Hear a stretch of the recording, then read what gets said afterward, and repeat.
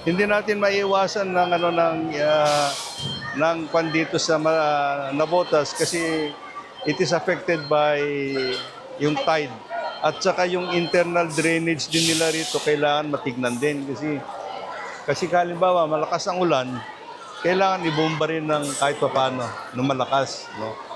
Ang proteksyonan natin dito yung pagpasok ng high tide. Dito lang. Ayan. Ito yung sinasabi ni Presidente. Para hindi maging ganito.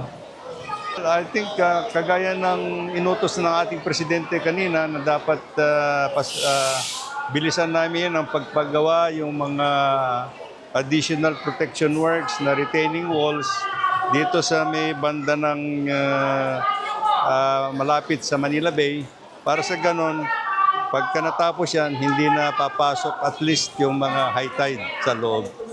Yun po.